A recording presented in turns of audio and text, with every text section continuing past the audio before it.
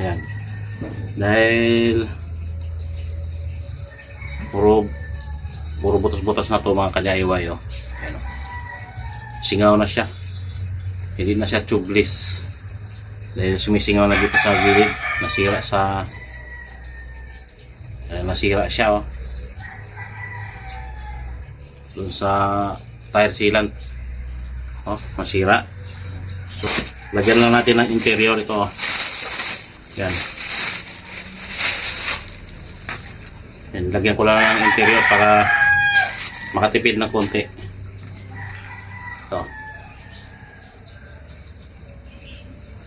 Interior ko muna kasi wala pang budget. Ito nasa 100 lang para tipid. Ayan, kakabit muna natin to.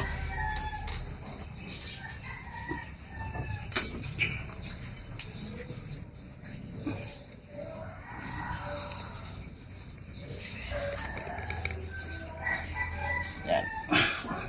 Kakabit lang natin para medyo matipid ng konti.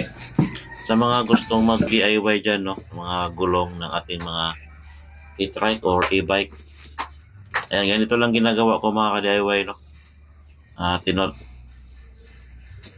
Inaano ko lang, napakapakan, yan, ganyan, napakapakan ko lang para pumasok yung gulong natin sa rim. Tapos, para pala madulas mga ka-DIY, no, lalagyan nyo rin ng dishwashing liquid para madulas siya, apakan, papasok agad. At dito naman kakabit ko yung ating interior, no, na nabili natin sa online. Siguraduhin lang mga ka-DIY na sintro yung ating nozzle ng yung pito ng ating interior, kasi pag hindi, mahirapan ka mag-align pag naipasok na lahat. Ayan, napakapakan din natin ulit para pumasok na ang buong gulong. At nagawa naman natin, no, pumasok na yung gulong natin. Ayan. Ayan mga ka-DIY, sa mga gustong magtitipid dyan, gayahin mo lang ang ganitong proseso, no? E kung may budget naman kayo, pwede nyo naman bilihan ng guma na bago, tapos yung rim, pwede nyo ipagawa siguro yan. Kasi marami ng butas-butas, malalim, sumisingaw na talaga yung guma. Kaya ganito na lang ginawa ko para makatipid naman ng konti. Para hindi na ako bibili ng rim, no? Saka yung guma, okay pa rin naman yan. Pwede pa siya.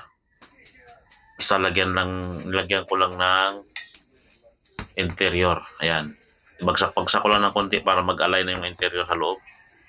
And then, okay na siya mga ka-DIY. Kabit na natin sa ating e-trike. Ayan. Okay na yan.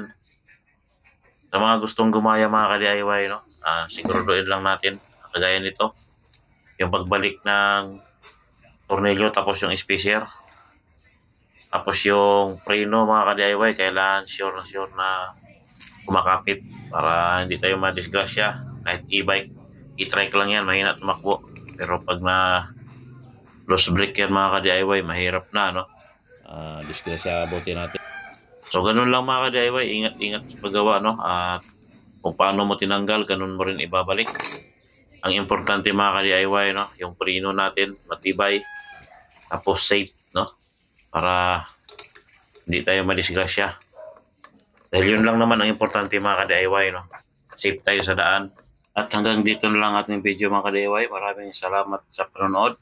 Please like and subscribe and click the notification bell para updated kayo sa susunod pang mga video. Salamat!